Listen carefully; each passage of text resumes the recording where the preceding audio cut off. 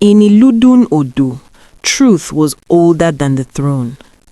Before kings wore crowns, before walls were raised around the palace, before drums lent the language of praise, truth lived among the people like fire, dangerous, necessary, and feared. The elders said truth never shouted, it whispered, and those who ignored its whisper often heard its scream. Iludun Odo was a kingdom blessed by the ancestors and burdened by memory. Red earth stretched wide, broken by farms of yam and cassava.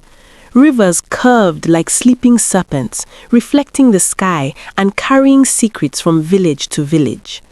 At the center stood the royal palace, its clay walls painted with symbols of lineage and conquest, its gates guarded day and night by men sworn to silence and steal. King Adeyemi ruled from that palace. He was a king shaped by victories and regrets, by wars won in his youth and compromises made in his age. On his right hand sat the Ring of Orun, the royal seal forged in the time of the first kings. It was said that when a rightful ruler wore it, the ancestors leaned closer to the living world. When an unworthy hand touched it, misfortune followed like a shadow at noon. The ring had never been lost. Not until the night truth decided to test Iludun Odo. The night of uneasy dreams. The night the ring disappeared, the palace did not sleep well. Dogs howled without reason. Oil lamps flickered even where there was no wind. One of the king's wives woke suddenly from a dream in which blood flowed like palm wine across the courtyard. Far away, the sacred baobab tree shed a heavy branch, though no storm had come. King Adeyemi slept fitfully. In his dream, he stood before his late father, King Obaloluwa, who said nothing, only pointed to Adeyemi's hand. The king looked down and saw his finger bare, skin pale where gold once rested. He woke with a start, his heart pounding. He reached for the ring. It was gone. At dawn, panic spread through the palace like smoke trapped under a roof. Servants were dragged from their mats. Guards were ordered to strip. Even the royal wives were searched, their protests swallowed by fear. The king's temper, once controlled by ritual and patience, now burned openly. "Seal the gates," King Adeyemi commanded. "No one enters, no one leaves." Baba Sola, the chief steward, fell flat on the floor. "Kabiesi, may thunder not strike me. I swear by the ancestors, I saw the ring last night." "Then the ancestors will reveal the liar," King Adeyemi replied coldly. Beyond the palace walls, the city felt the change immediately. Drums were silent. Market laughter died early. Mothers pulled children close. A missing royal ring was not just theft, it was omen. Whispers followed whispers.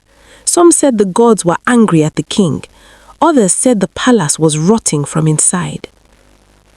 Power in Iludun Odo did not sit only on the throne. It crawled through corridors, hid behind curtains, and spoke softly during council meetings. There was Chief Balagon, head of the warriors, who believed the king had grown weak. There was Chief Amoke, keeper of the treasury, whose wealth had doubled mysteriously in recent years. There were the senior wives, each guarding the future of her own children, each measuring the distance between affection and survival. And there was the prince, Prince Damilare. Damilare had been born during a season of celebration. The drums that welcomed him were louder than any before. From childhood, his life had been planned like a path cleared through forest. You will rule. You will be strong. You will never fail. But Damilare's heart had never learned to beat to that rhythm. He preferred silence to ceremony, books to battles, questions to commands. His father saw this as weakness. The chiefs saw danger. The people saw promise or disappointment. Behind his respectful bow lived a storm of resentment. "This kingdom is a cage and the ring is its lock," he often thought. King Adeyemi was not innocent of secrets. Long before his coronation, before the ring had chosen him, Adeyemi had stood where his son now stood, angry, constrained, dreaming of escape. His own rise to power had not been clean. A rival brother had died under mysterious circumstances. A priest had been silenced. A truth had been buried beneath tradition. The ring had accepted him anyway, or so he believed. Now, staring at his bare hand, Adeyemi wondered if the ancestors were finally collecting their debt. Morayo lived far from the throne, but close to its consequences. Her mother, Iyabisi, shaped clay as if speaking to it, her hands firm and gentle at once. Morayo had learned patience from watching pots rise slowly from spinning earth. Clay remembers, her mother often said. Treat it with truth and it will hold water. Lie to it and it will crack. Morayo believed this about people too. On the night the ring vanished, Morayo was sent to the palace kitchens. That errand would change her life. Moonlight spilled across the palace floor like milk. Morayo was leaving the kitchen courtyard when she saw movement, a figure slipping from the king's private corridor. The figure clutched something wrapped in cloth, breathing fast, shoulders tense. Prince Damilare. Their eyes met. In that moment, Morayo understood fear. Not the sharp kind that makes you run, but the heavy kind that makes you silent. The prince said nothing, neither did she. But truth had already seen her. Under pressure, accusations flew. A young guard was accused and beaten. A kitchen maid was imprisoned. Baba Sola was nearly executed when a pouch of gold planted by another was found near his quarters. Morayo watched fear turn into cruelty. Her mother held her at night. Do not speak, Iyabisi whispered. Truth is not always safe. Morayo trembled, but silence is a lie. On the fourth day, King Adeyemi summoned Ifalade, the blind oracle. She arrived guided by children, her eyes white, her voice steady. The ring was taken by blood, and blood has already cried, she said. The king's heart sank. Children were summoned, questioned, threatened, bribed. When Morayo bent forward, her legs shook. Do you know anything of my ring? The king asked. Yes, Kabiesi. The courtyard froze. Morayo spoke. She named the prince.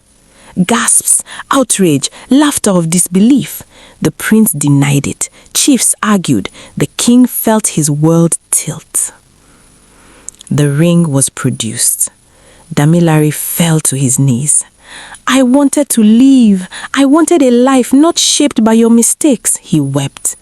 The king wept too, but inwardly. Tradition demanded blood. Wisdom demanded restraint.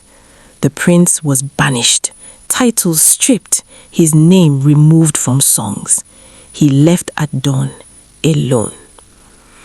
Morayo stood alone before the throne. The crowd that had earlier roared with disbelief now watched her with something close to reverence. Children peeped from behind pillars.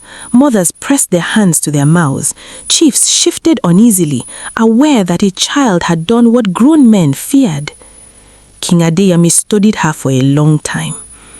In her thin frame, he saw his younger self. Before power, before compromise, he saw what truth looked like when it had not yet learned fear. You spoke when silence would have saved you, he said slowly. Why?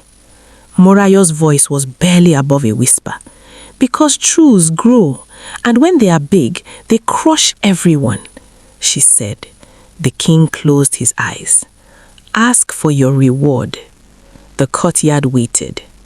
Morayo thought of gold, of land, of safety. She thought of her mother's hands cracked from clay. She thought of Baba Solad's bloodied face. She thought of the prince walking into exile with no song.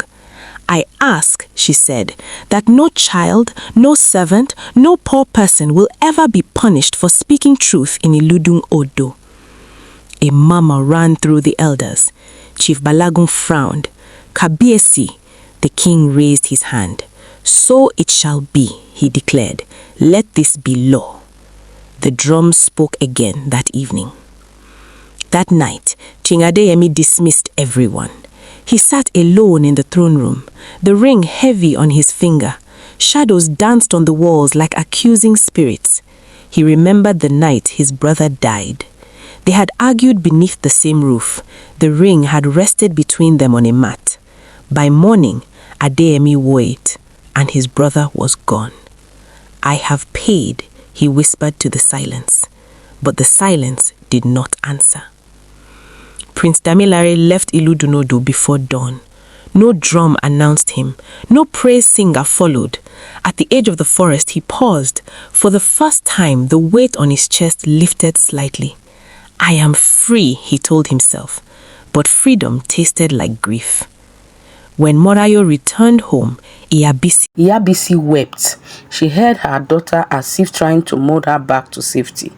"You could have died," she sobbed. Morayo nodded. "I know. Truth is not gentle," her mother said. "No," Morayo replied, "but it is strong." Life slowly returned to Iludo-Odu. Markets reopened. Laughter returned. Cautious, but real. Yet something had shifted. Servants spoke more boldly. Children asked dangerous questions.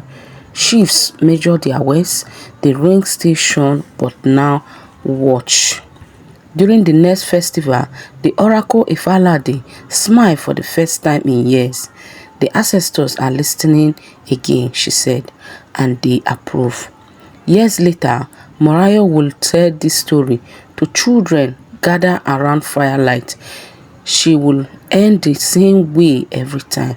Truth is small when it is born, but if you fed it courage, it grows taller than kings, and the children will listen because Iludo-Odu, they knew it was true.